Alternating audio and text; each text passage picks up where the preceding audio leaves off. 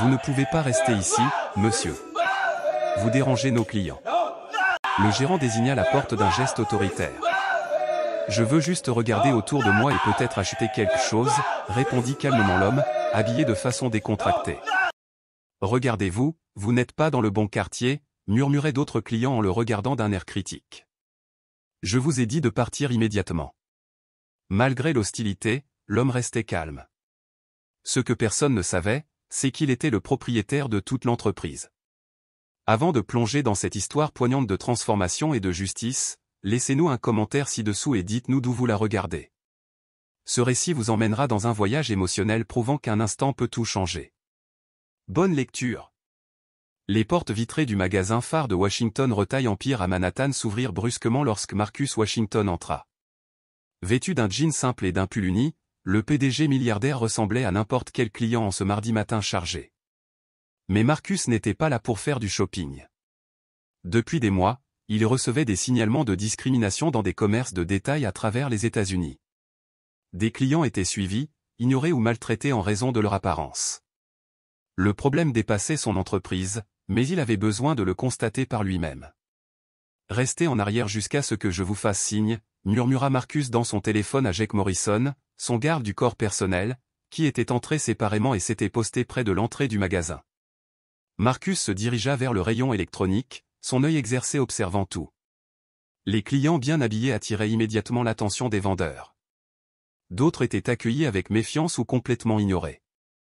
Il prit une tablette coûteuse et l'examina attentivement. Quelques secondes plus tard, il remarqua un jeune employé qui l'observait nerveusement. Puis un homme d'âge moyen portant un badge de manager apparut, l'observant de loin. Marcus avait bâti cet empire de la vente au détail à partir de rien il y a 25 ans. Il connaissait toutes les politiques, les procédures et les moindres détails de cette entreprise, mais ce jour-là, il a vu quelque chose qui lui a donné la nausée. Le directeur s'approcha, le regard froid et calculateur. Marcus sentait le jugement dans son regard, les suppositions qu'il faisait sur qui il était et pourquoi il était là. « Puis-je vous aider à trouver quelque chose en particulier ?» demanda le directeur d'un ton amical mais prudent. Marcus sourit calmement. « Je regarde. Vous avez une très belle boutique. » Sur le badge du manager figurait Derek Mitchell. Son sourire n'atteignait pas ses yeux tandis qu'il continuait à regarder Marcus manipuler les gadgets coûteux. Ce que Derek ne savait pas, c'est qu'il était sur le point de commettre la plus grosse erreur de sa carrière. Derek Mitchell ne travaillait dans ce magasin que depuis 3 mois. Son transfert de Brooklyn n'était pas volontaire. Après la disparition de marchandises sous sa direction, la direction lui avait donné une dernière chance de faire ses preuves. La pression le consumait. Chaque jour, Derek se rendait au travail en sachant que son poste ne tenait qu'à un fil. Le directeur régional avait été clair, un problème de plus et il serait renvoyé. Pas de seconde chance, pas d'explication. En voyant cet homme en tenue décontractée manipuler des appareils électroniques coûteux, la paranoïa de Derek monta en flèche. Cet homme ne ressemblait pas à leurs clients habituels. Il n'était pas bien habillé. Il passait trop de temps à inspecter chaque article. Attention au type en électronique, chuchota Derek au gardien près de l'entrée. Il y a quelque chose qui cloche. Derek avait déjà vu ça, des gens inspectant le magasin, étudiant son agencement, repérant les angles morts. Il n'allait pas se laisser ridiculiser à nouveau. Marcus continua de regarder, ignorant les soupçons grandissants de Derek. Il prit un ordinateur portable, l'ouvrit et commença à tester le clavier. Ses mouvements étaient prudents, réfléchis. « Excusez-moi » dit Derek en s'approchant avec une politesse forcée.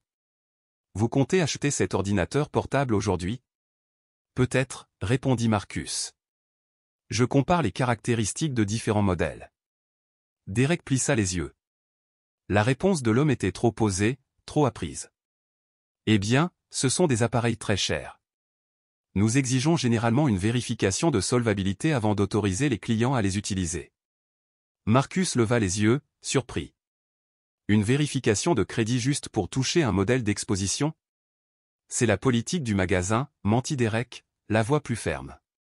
On a eu des problèmes avec des gens qui endommageaient du matériel qu'ils n'avaient pas les moyens de remplacer. Le mensonge était facile. Derek avait eu des problèmes tout au long de sa carrière, et cela semblait indiquer que des problèmes se préparaient. Marcus resta calme, mais son expression changea. Il ne se contentait plus d'observer. Il évaluait.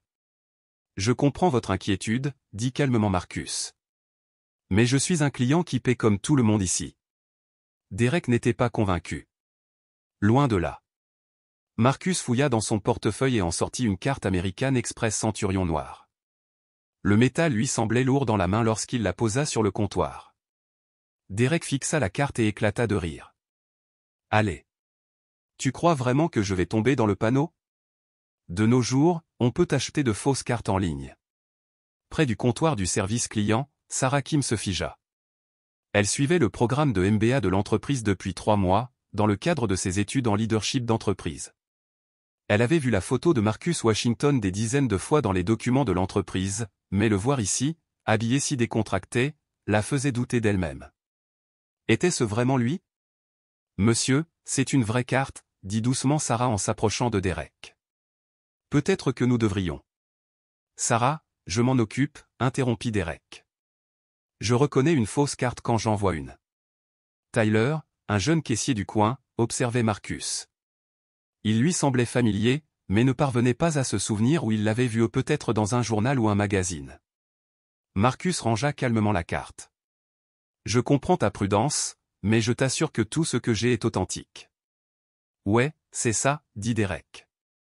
Et tu vas me dire que tu connais la politique de l'entreprise mieux que moi. Je connais la politique de Washington Retail Empire. Elle interdit de demander aux clients de fournir une vérification de solvabilité pour les articles exposés. Et je sais que la discrimination fondée sur l'apparence est contraire aux normes de l'entreprise et à la loi fédérale. Le cœur de Sarah battait à tout rompre. La façon dont Marcus prononçait « Washington Retail Empire » n'était pas fortuite, elle était personnelle, comme quelqu'un qui avait construit l'entreprise de toutes ses forces. Le visage de Derek devint rouge. « Tu me menaces? Laisse-moi te dire une chose, mon vieux, je me fiche de ce que tu crois savoir de nos règles. C'est moi qui gère ce magasin. Je ne te menace pas, répondit calmement Marcus. Je ne fais qu'énoncer les faits. Tyler regardait, essayant de se rappeler où il avait déjà vu Marcus. Sarah sortit son téléphone. Elle devait appeler le siège social. Il y avait un sérieux problème, et ce n'était pas Marcus. La peur de perdre son emploi a poussé Derek à bout. Il avait déjà échoué une fois. Il ne pouvait pas échouer à nouveau. D'accord, ça suffit, dit Derek en se plaçant juste devant Marcus. J'ai besoin de ta pièce d'identité avant que tu touches à quoi que ce soit dans ce magasin. Marcus resta calme. Bien sûr, je serai ravi de coopérer. Il sortit son permis de conduire et le tendit à Derek. Le nom était clairement visible, Marcus G. Washington. Derek lui jeta un bref coup d'œil avant de la lui rendre. Une fausse carte d'identité. Tu l'as probablement achetée au même endroit que ta carte de crédit. Pardon, dit Marcus, toujours calme mais avec une pointe d'irritation. Vous m'avez bien entendu. Cette carte d'identité est fausse, et je ne me laisserai pas avoir. Derek éleva la voix, attirant l'attention des autres clients. Une femme et sa fille adolescente s'arrêtèrent pour faire leurs courses et regardèrent dans leur direction. Un homme âgé sortit son téléphone et commença à filmer. « Monsieur, je vous assure que ma carte d'identité est totalement authentique, » a déclaré Marcus. « Peut-être que nous devrions appeler votre manager pour régler ce problème, » dit Derek d'un ton dur. « Je suis le gérant et je vous le dis, achetez quelque chose tout de suite ou quittez mon magasin. » Votre magasin, demanda calmement Marcus. Oui, mon magasin. Et je n'aime pas qu'on me fasse perdre mon temps avec de fausses cartes et des cartes d'identité volées. D'autres clients observaient maintenant. Certains semblaient gênés par le comportement de Derek. D'autres semblaient partager ses soupçons. Marcus lui tendit à nouveau sa carte de crédit. Pourquoi ne pas simplement la vérifier? Ça va passer, je te le promets, parce que n'importe qui peut acheter de fausses cartes en ligne, répéta Derek. Tu penses que je suis naïf? Sarah Kim, toujours son téléphone à la main, se demandait frénétiquement quoi faire. Son instinct lui disait qu'il s'agissait de Marcus Washington, mais Derek était son supérieur. Peut-être devrions-nous appeler la sécurité, suggéra-t-elle doucement. Bonne idée, répondit Derek. Dis-leur de raccompagner cet escroc. Marcus resta immobile, le visage impassible, mais intérieurement il prit des notes mentales de tout ce dont il était témoin. Margaret Thompson fréquentait ce magasin depuis 15 ans. Elle posa son sac à main et s'approcha de Derek. « Jeune homme, que faites-vous? Ce monsieur a été très poli, et vous le traitez mal. » Derek se tourna vers elle, frustré. « Madame, avec tout le respect que je vous dois, vous ne comprenez pas la situation. Cet homme essaie de nous arnaquer. » « Comment l'arnaque-t-elle? En regardant les objets et en vous montrant sa carte d'identité ?» La voix de Margaret était ferme. « Je n'ai jamais vu un manager agir de manière aussi grossière, » a-t-elle ajouté. Derrière elle, James Parker murmura à sa femme, « Le directeur a raison d'être prudent. Il faut se méfier de ce genre de personnes. » Sa femme hocha la tête. « Mieux vaut prévenir que guérir. » Tyler se déplaçait nerveusement derrière sa caisse. Il voulait dire quelque chose, mais Derek était son patron. S'exprimer risquait de lui coûter son poste. Tyler s'adressa sèchement à Derek. « Tu es d'accord avec moi, n'est-ce pas? Il y a quelque chose qui cloche chez ce type. » Tyler regarda Derek et Marcus, l'estomac noué. « Je pense qu'on devrait le laisser faire les courses. » Les yeux de Derek brillèrent de colère. « Je ne t'ai pas demandé ton avis. Je t'ai demandé si tu étais d'accord. » Tyler baissa les yeux vers ses mains. « Oui, monsieur. » Sarah Kim tenait toujours son téléphone, le doigt pointé sur le numéro de l'entreprise. Elle était presque certaine qu'il s'agissait de Marcus Washington. Et si elle avait eu tort d'appeler l'entreprise pour rien? Une jeune famille avec 2 jeunes enfants est passée en hâte, visiblement mal à l'aise. La mère serrait ses enfants contre elle tandis qu'ils se dirigeaient vers la sortie. « Tu vois ça, » dit Decca à Margaret. « Je protège nos clients de cette situation. »« C'est toi qui crées cette situation, » rétorqua Margaret. « Cet homme n'a rien fait de mal. » Marcus observa la scène. La façon dont les gens prenaient parti, la façon dont la peur et les préjugés se propageaient, la façon dont les gens de bien gardaient le silence alors qu'ils auraient dû s'exprimer. En quelques minutes, il en apprit davantage sur la nature humaine qu'en des mois de réunions d'entreprise. Decca désigna la porte du doigt. « Monsieur, je vous demande une dernière fois de partir volontairement. » Marcus le regarda calmement. « Je vous demande de me traiter comme n'importe quel autre client. » La situation était sur le point de dégénérer. Le téléphone de Marcus sonna. Il jeta un coup d'œil à l'identifiant, directeur financier, Washington Retail Empire. « Excusez-moi, je dois prendre cet appel, » dit poliment Marcus. Derek leva les yeux au ciel. « Bien sûr, » répondit Marcus d'un ton professionnel. Washington est au bout du fil. « Marcus, il faut qu'on parle des rapports trimestriels, » dit la voix. « La réunion du conseil d'administration est dans 2 heures. » D'accord. « Quels sont les chiffres actuels de croissance des ventes pour les magasins comparables ?» demanda Marcus en sortant un petit carnet.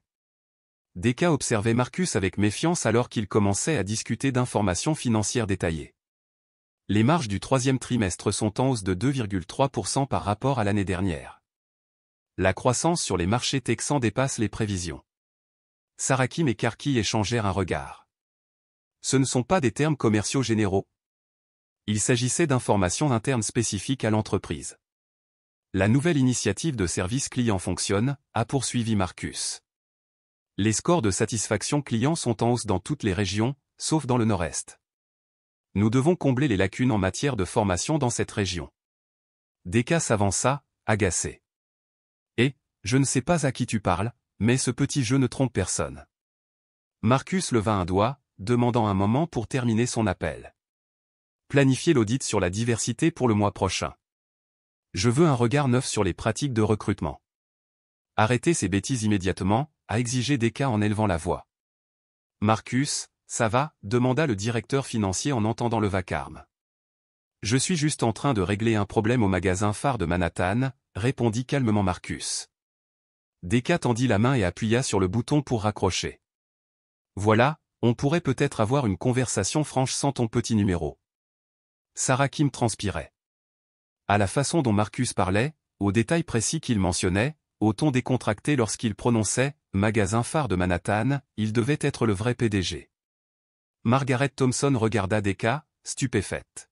« Tu viens de raccrocher au nez de cet homme. » « C'était un imposteur, » insista Decca. « Tout est faux.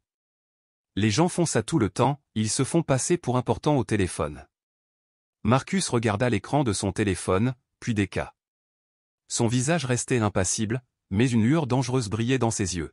« Tu viens de faire une grave erreur, dit calmement Marcus.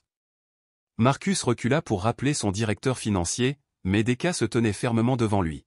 « Tu n'iras nulle part tant que je n'aurai pas compris à quel jeu tu joues, dit Decca en posant fermement sa main sur la poitrine de Marcus.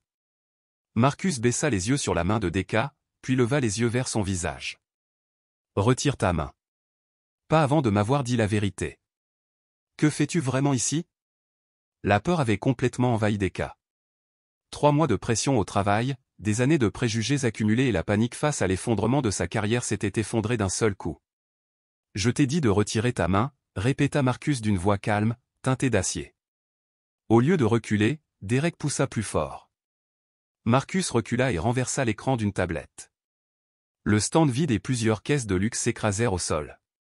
Les clients étouffèrent leurs cris. Une femme hurla. Des enfants se mirent à pleurer. « Regarde ce que tu as fait » hurla Decca. « Tu détruis notre marchandise. » Margaret Thompson en avait assez vu. Elle sortit son téléphone et composa le 911.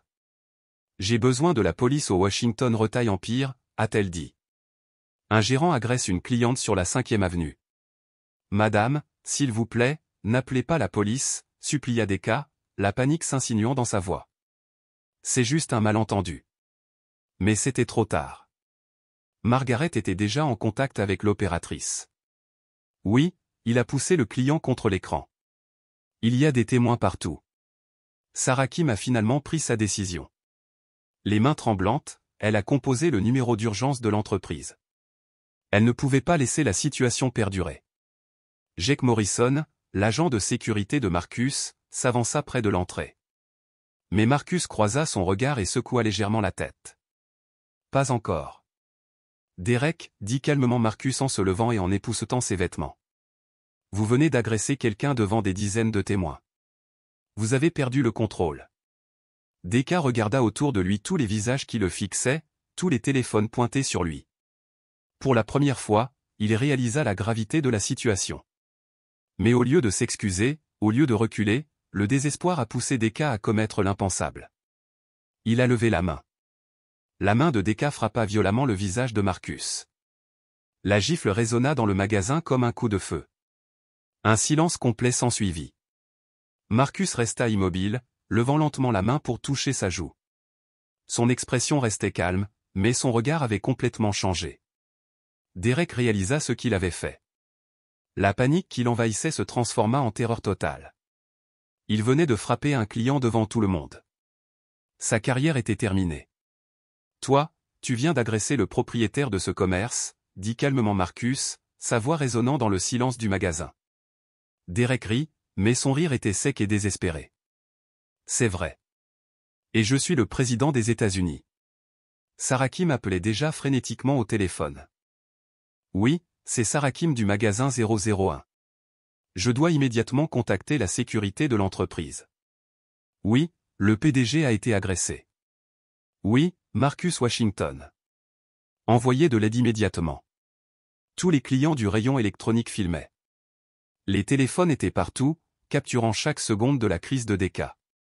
Tyler observait la scène avec horreur depuis sa caisse. Il n'avait jamais rien vu de tel en 2 ans de travail là-bas. Margaret Thompson s'avança. « Jeune homme, j'ai tout vu. Vous venez de commettre un crime devant 50 personnes. »« Il ment » cria Decca en désignant Marcus. « Tout est faux. C'est un arnaqueur. » Mais même en disant cela, Decca pouvait voir le doute sur le visage des gens. Pourquoi un escroc resterait-il calme après avoir été victime d'une arnaque? Pourquoi se laisserait-il malmener s'il s'agissait d'une arnaque? Marcus sortit à nouveau son téléphone. L'écran affichait 17 appels manqués du siège. Derek Mitchell, lut Marcus sur le badge. Dans 30 secondes, ce magasin sera envahi par les agents de sécurité, la police et les journalistes. Vous avez détruit non seulement votre carrière, mais peut-être aussi votre liberté. Les jambes de Decca se mirent à trembler. C'est impossible. C'est impossible. Marcus regarda autour de lui tous les témoins, toutes les caméras, toutes les preuves de ce qui venait de se passer. Oh, mais c'est vrai, dit Marcus. Et il n'y a plus de retour en arrière possible. Au loin, Le bruit des sirènes se faisait plus proche. 3 policiers entrèrent dans le magasin en quelques minutes. Deka se précipita vers eux, le soulagement se lisant sur son visage. « Officier, Dieu merci, vous êtes là, dit-il rapidement. Cet homme sème le trouble depuis 1 heure.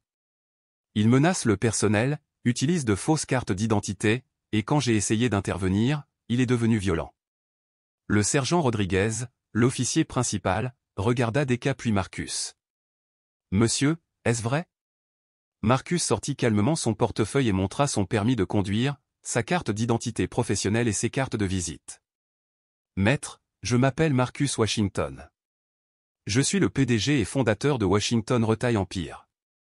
Cet homme m'a agressé devant plusieurs témoins. » Le sergent Rodriguez a pris les cartes d'identité et les a examinées attentivement. Lorsqu'il a vu la carte professionnelle avec le logo de l'entreprise et le titre du PDG, son expression a changé. « Rodriguez, vérifie ce nom, dit-il à son partenaire. Quelques secondes plus tard, l'agent Chen a levé les yeux de son ordinateur. Marcus Washington, PDG de Washington Retail Empire. Aucun casier judiciaire.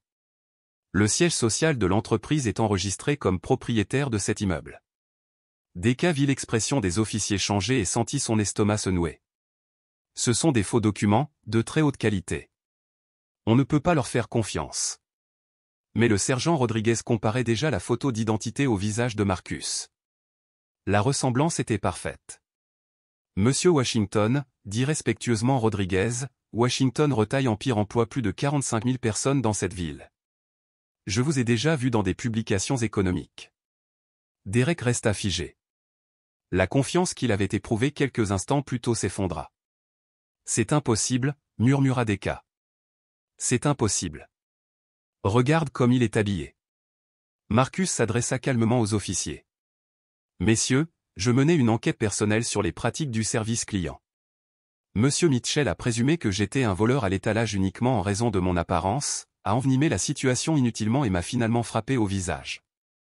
C'est une agression. L'agent Chen regarda Derek droit dans les yeux. Ses mains tremblent, mais, il n'a pas l'air d'un PDG. Il a l'air de... Quoi, monsieur Mitchell, demanda le sergent Rodriguez, d'un ton désormais glacial. Deka réalisa qu'il ne pouvait pas terminer cette phrase sans se détruire complètement. Le téléphone de Sarah Kim sonna.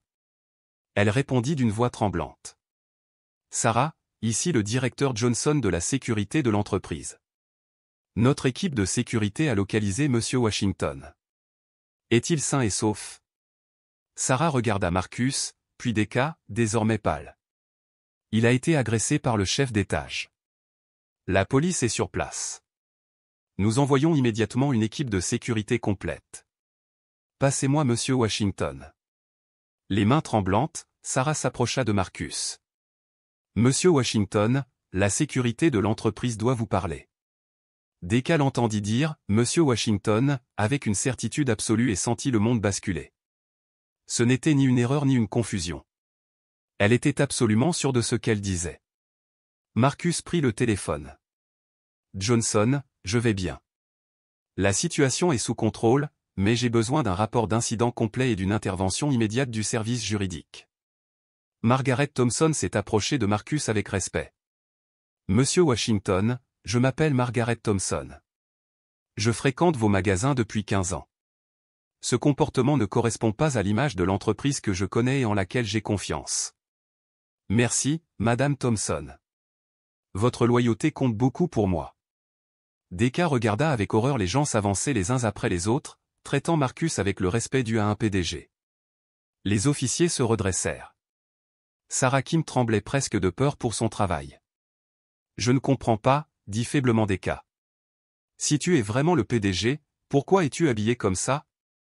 Pourquoi ne m'as-tu pas dit qui tu étais? » Marcus le regarda droit dans les yeux. « Parce que je voulais voir comment mes employés traitent les clients lorsqu'ils pensent que personne d'important ne les regarde. » La gravité de la situation a frappé tout le monde comme une tonne de briques. Il n'avait pas seulement agressé un client, il avait agressé son supérieur, l'homme qui signait son chèque de paie, celui qui pouvait détruire sa vie d'un simple coup de fil. « Monsieur Washington. » La voix de Deka se brisa.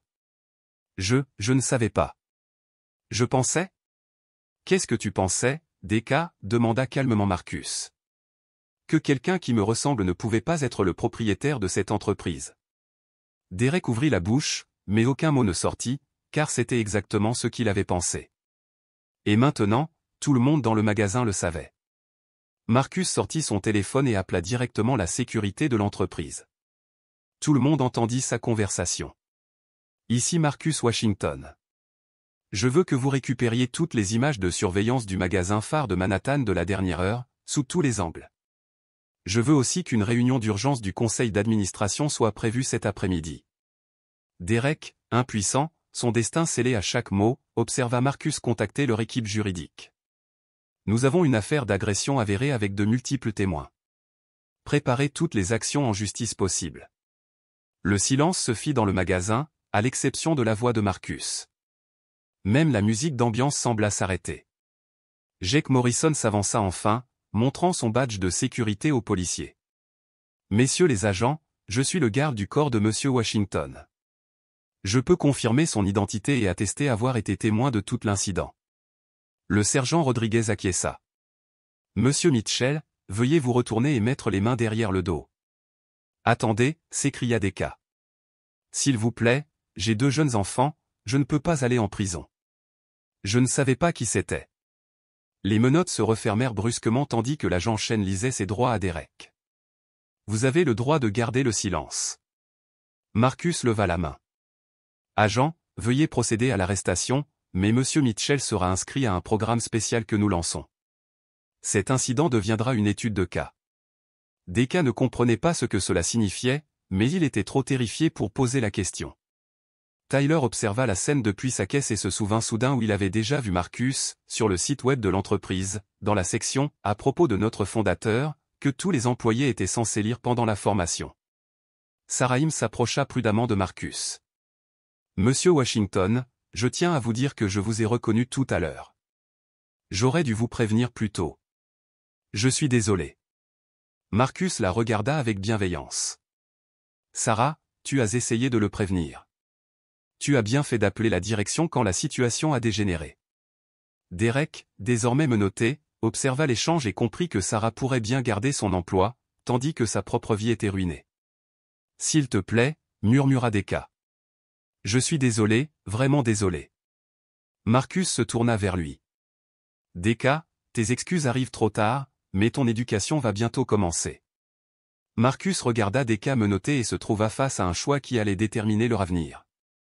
Il pouvait détruire Derek complètement, porter plainte, le poursuivre pour agression, s'assurer que Derek ne travaille plus jamais dans le commerce. Ce serait facile, et Derek le méritait. Mais Marcus voyait plus loin. « Derek, » demanda doucement Marcus. « Combien d'autres managers dans mon entreprise pensent comme toi ?» Les larmes lui montèrent aux yeux tandis qu'il murmurait « Je ne sais pas. Peut-être que beaucoup d'entre nous. » Marcus hocha lentement la tête. C'était exactement ce qu'il soupçonnait. Derek n'était pas le problème, il était le symptôme d'un problème bien plus profond. Marcus repensa aux 23 millions de dollars que son entreprise avait versés en indemnisation pour discrimination au cours des 3 dernières années.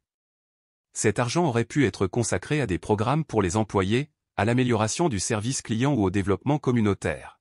« Messieurs les officiers, » dit Marcus, « j'ai une demande inhabituelle. » Le sergent Rodriguez le regarda avec curiosité. « Quelle demande, monsieur Washington ? » Je veux offrir à Derek un choix, des poursuites et la prison, ou la participation au programme de réinsertion professionnelle le plus intensif jamais créé.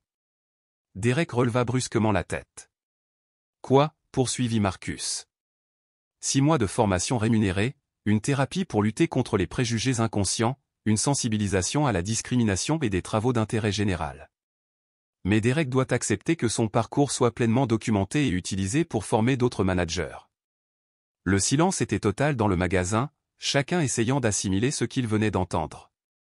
Margaret Thompson prit la parole la première. « Monsieur Washington, c'est incroyablement généreux. Il mérite bien plus que ça. » « Ce n'est pas de la générosité, Madame Thompson, » dit Marcus fermement.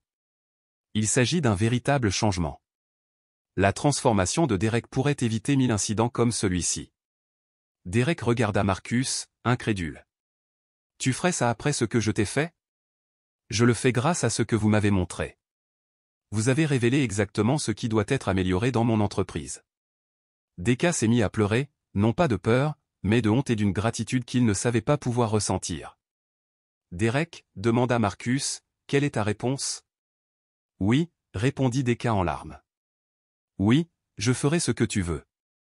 Je suivrai le programme. Marcus a fait signe aux officiers qui ont retiré les menottes de Derek mais sont restés à proximité. Voici les conditions, a expliqué Marcus. Vous conserverez votre salaire de base, mais vous ne travaillerez plus dans la vente. Votre travail à temps plein consistera à vous former sur les préjugés, la discrimination et les méthodes de changement. Chaque séance sera enregistrée, chaque progrès, chaque échec, chaque moment de croissance. Deka s'essuya les yeux. Pourquoi m'aider après ce que j'ai fait? Parce que te détruire n'aide personne, mais te transformer pourrait aider tout le monde.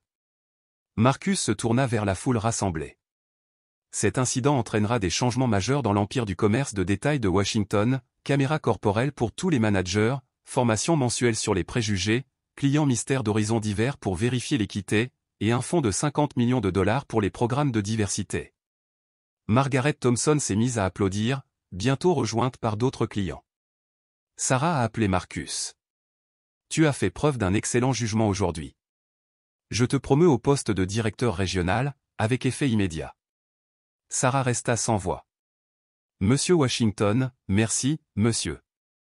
Tyler a poursuivi, Marcus, tu as essayé de faire ce qu'il fallait, même quand c'était difficile. L'entreprise financera ton MBA si tu veux poursuivre tes études. Tyler n'en croyait pas ses oreilles. Vraiment? Tu ferais ça? Les bonnes actions doivent être récompensées. Marcus se tourna vers Deka.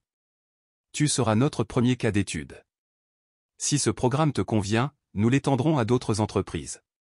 Ton erreur d'aujourd'hui pourrait en éviter des milliers d'autres. Deka hocha la tête avec enthousiasme. Je veux changer. Vraiment.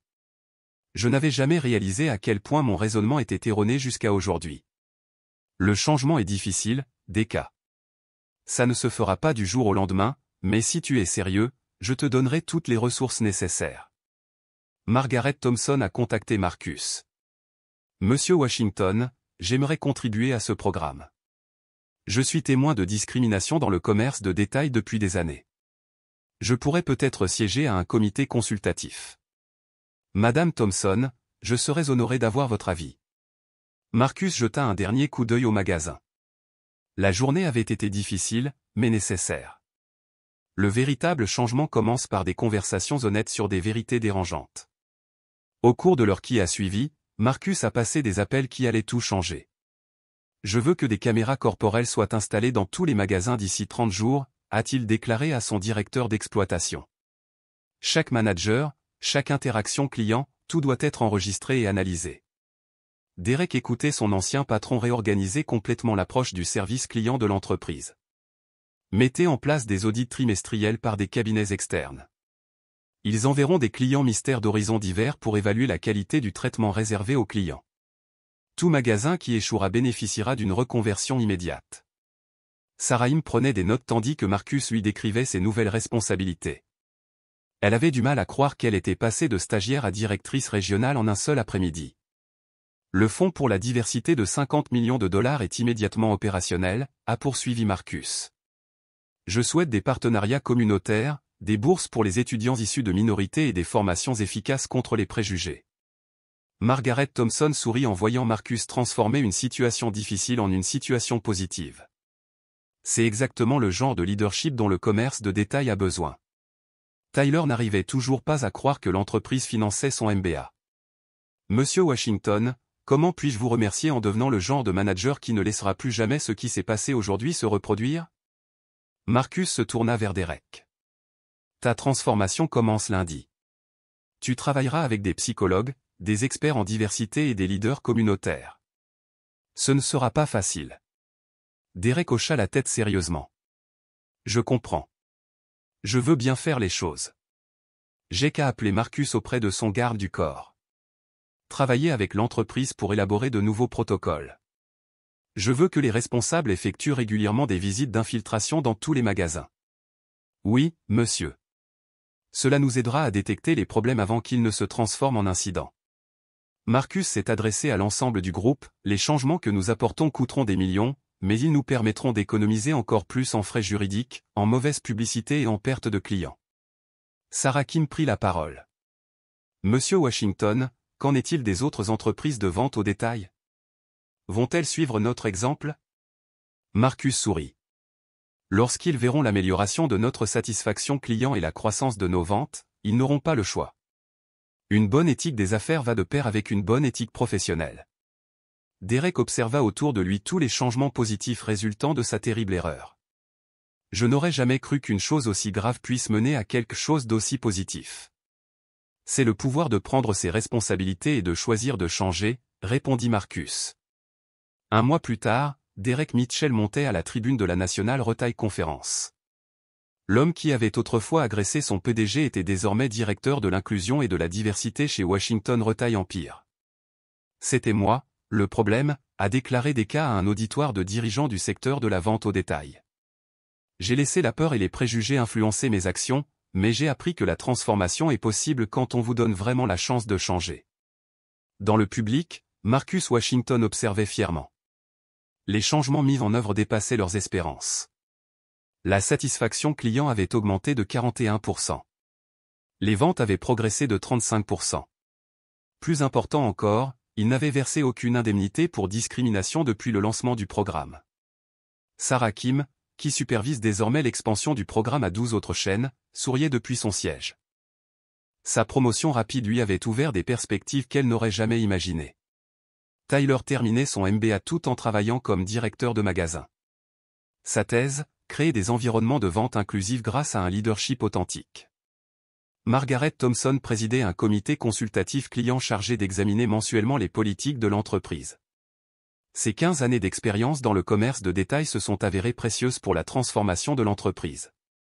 DK a conclu son discours ainsi, ce jour-là, en magasin, je pensais protéger l'entreprise de quelqu'un qui n'y avait pas sa place. Je n'avais jamais réalisé que c'était moi qui n'y avais pas sa place, non pas à cause de qui j'étais, mais à cause de ma façon de penser. Le public lui a réservé une ovation debout. Après la conférence, Marcus s'est adressé à DK en coulisses. Qu'est-ce que ça fait d'aider d'autres entreprises à évoluer? DK secoua la tête, stupéfait. Parfois, j'ai du mal à croire que ma vie est comme ça. Tu aurais pu me détruire, mais tu m'as sauvé. Nous nous sommes sauvés l'un l'autre, répondit Marcus. Ta volonté de changer m'a montré qu'une véritable transformation est possible. Marcus observa les participants à la conférence. Le Congrès envisage une loi inspirée de notre programme. Si elle est adoptée, des programmes de réinsertion comme le vôtre pourraient devenir la norme dans tous les secteurs. Derek sourit. Un instant de confrontation a tout changé. C'est le pouvoir de choisir la rédemption plutôt que la vengeance. Et c'est ainsi que nous construisons un monde meilleur.